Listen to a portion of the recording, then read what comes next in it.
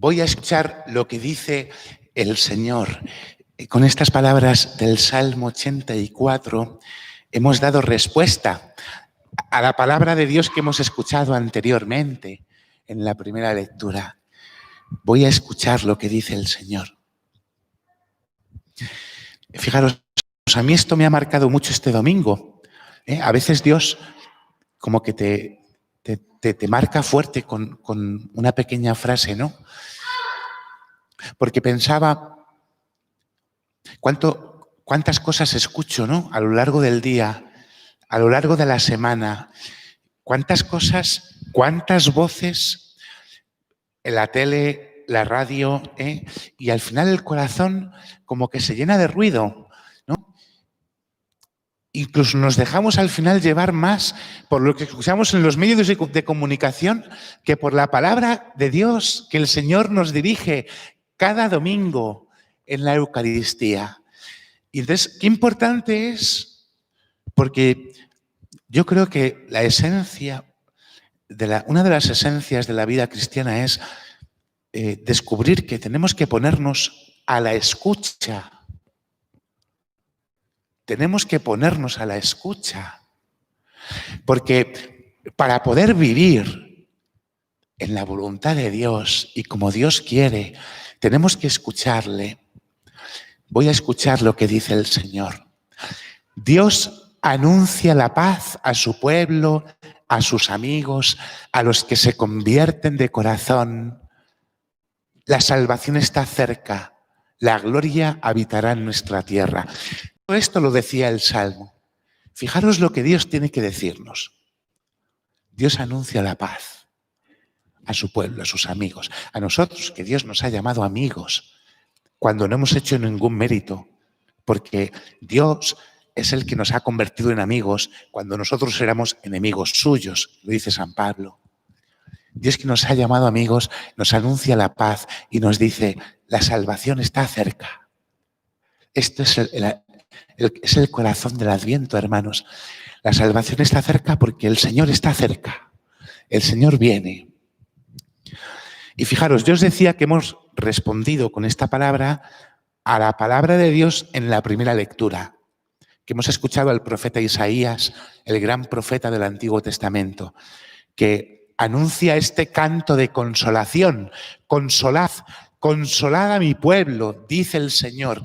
Gritadle a Jerusalén, se ha terminado su condena, he pagado sus delitos. ¿No?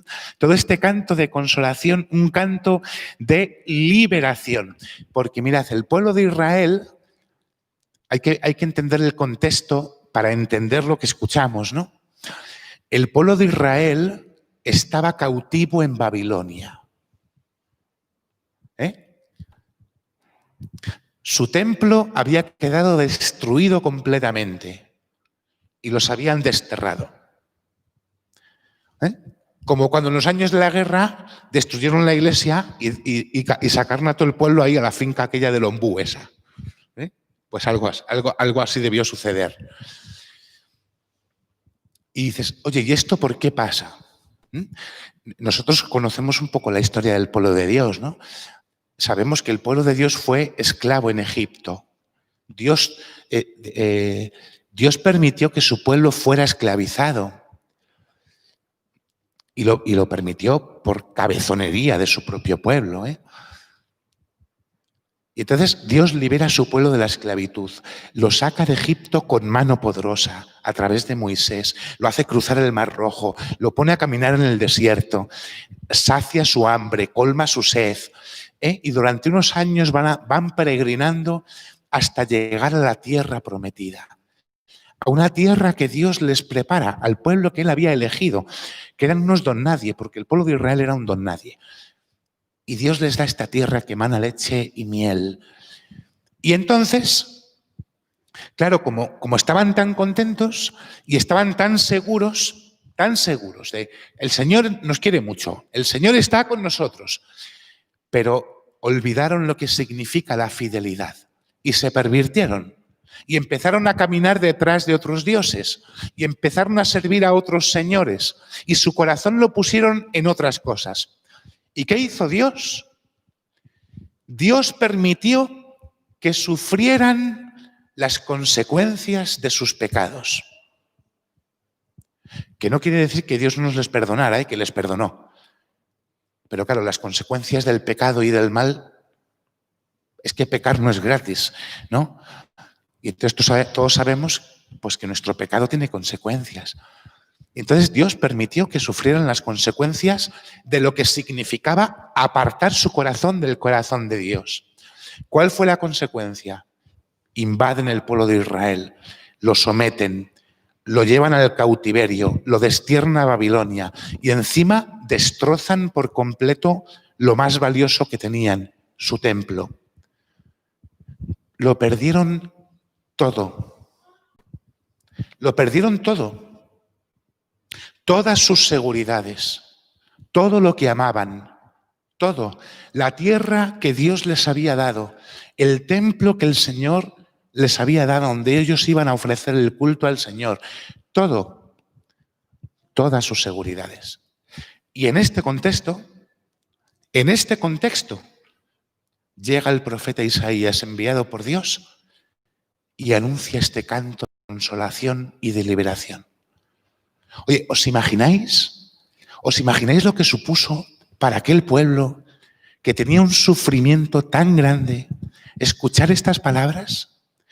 Consolad a mi pueblo, grita Jerusalén, he pagado tu condena, ya está pagado tu crimen, prepara un camino que el Señor viene y que llegará un día, súbete a lo alto y grita, viene el Señor, aquí está nuestro Dios, lo podrás decir. Oye, esto es un canto a la esperanza tan grande y nosotros no podemos obviar que en el fondo nuestra situación es muy parecida. Porque no sabemos por qué el Señor ha permitido una pandemia que ha puesto en jaque todas nuestras seguridades. Y entonces ha puesto en jaque el sistema político, el económico, el social, el sanitario, hasta la iglesia, toda. Y entonces nosotros también escuchamos un canto de liberación, un canto de consuelo, un canto de esperanza. El Señor anuncia la paz, la salvación está cerca. Y entonces nosotros entramos en el corazón de este Adviento, donde el Señor nos ha hecho esta promesa. Él va a volver. Como le vieron marcharse al cielo, volverá del cielo. Y al final, lo más importante, hermanos, es, yo quiero que el Señor venga. Yo quiero que el Señor venga. Porque fijaros, San Pedro decía, para Dios un día es como 1000 años, y 1000 años es como un día. No es que el Señor tarde en cumplir su promesa. San Pedro tuvo que escribir esta carta muy tarde, es de las cartas más tardías del Nuevo Testamento, porque los cristianos se estaban empezando a plantear, pero ¿qué pasa? Que no viene. Porque vivían con un deseo tan fuerte de la segunda venida del Señor, que como no venía, San Pedro tuvo que escribir esta carta dirigida a los cristianos para decirles, no es que el Señor tarde en cumplir su promesa, lo que pasa es que el Señor es paciente y quiere que todos os convirtáis. Claro, si además para Dios 1000 años es como un día, estamos en el 2020, claro, para Dios han debido pasar un par de días todavía. Claro, no sabemos cuándo va a venir el Señor. Sabemos que va a venir, como decía el apóstol, el día del Señor vendrá como un ladrón en la noche. Es decir, que no lo sabes. Lo que sí sabemos, hermanos, es que nos podemos preparar. Y es muy importante entender esto, porque seguro que todos deseamos que Dios nos salve.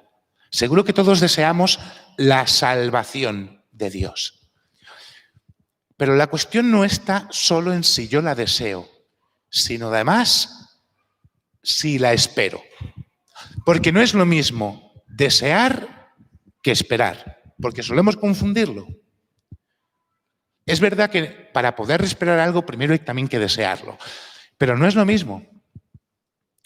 A los que nos gusta el fútbol, si yo ahora os dijera cuánta gente o cuántos desean que el Athletic gane una Champions, seguro que hasta los madridistas levantaríamos la mano. Porque, joder, pobrecillos, que no han ganado ninguna. Entonces, habría un deseo generalizado de que, oye, pues que ganen. Pero si la pregunta es, ¿cuántos esperamos que eso suceda? Bajaríamos la mano el común de los mortales, porque es bastante improbable que suceda. ¿Entendéis? No es lo mismo el deseo que la espera. No es lo mismo. Y entonces, ¿podemos desear la salvación de Dios? Sí. La pregunta es, ¿lo esperamos? Porque esperar la salvación de Dios implica prepararla. Implica preparar el encuentro que se va a producir de Dios conmigo. Y no tenemos que tener miedo, hermanos, porque parece que cunde el pánico cuando uno habla del final de los tiempos, del final de la historia, del retorno glorioso del Señor. Fijaros, Dios no viene a destruir el mundo, porque Dios no es destructor, Dios es creador. Dios es creador y en su misterio de creador lo que Dios hace es recrear constantemente. En el día de su retorno glorioso, ¿qué sucederá? Que Dios hará nacer un cielo nuevo, una tierra nueva donde habite la justicia, que es lo que decía el apóstol San Pedro. Nosotros, hermanos, esperamos un cielo nuevo y una tierra nueva donde habite la justicia. Nosotros no esperamos que Dios lo destruya todo, sino que transforme lo que nuestros ojos ven, que no es lo mismo. Y por eso yo tengo que estar abierto a que el Señor me transforme a mí. Porque para poder preparar y esperar la transformación del mundo presente, que se terminará para que nazca lo nuevo, tengo que estar abierto a que el Señor transforme también mi corazón, mi vida. Y no hay otro camino para preparar y esperar la salvación de Dios. Esto es preparar el camino del Señor. Porque en este contexto sale ahí Juan Bautista, el precursor del Señor, preparar el camino del Señor, que no es cualquier camino, no es el que yo me invento o el que a mí me gusta, es el camino del Señor, el suyo, por el que Él viene, porque Dios no viene por cualquier camino, Dios viene por el camino de la verdad, de la vida, de la justicia.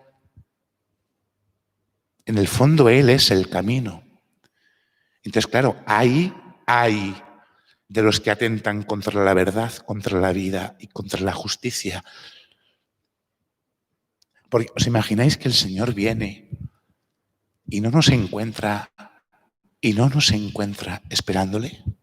¿Y no nos encuentra preparando su llegada? Esto debe cambiar nuestra forma de vivir las cosas. Nosotros tenemos esperanza no en cualquier cosa, no en que cambien las cosas. Porque a veces nos quedamos con a ver si cambian las cosas. No, en que Dios cambie todo lo que mis ojos ven y haga realmente nacer el cielo nuevo y la tierra nueva donde habite la justicia. Lo necesitamos. ¿Sabéis por qué? Porque ninguno de nosotros soporta las injusticias. En la vida nos podemos acostumbrar a muchas cosas. A las injusticias nunca. Y a veces vivimos quejándonos por cosas, por esto, aquello. No me gusta esto. Me enfada esto, me enfada lo otro. Me enfada hasta lo que va a pasar mañana que todavía no ha pasado. Y viene Dios a decirnos que vengo, que voy a hacer nacer un cielo nuevo y una tierra nueva donde habite mi justicia. Y no queremos. Pero ¿cómo no vamos a querer? ¿Cómo no vamos a desear?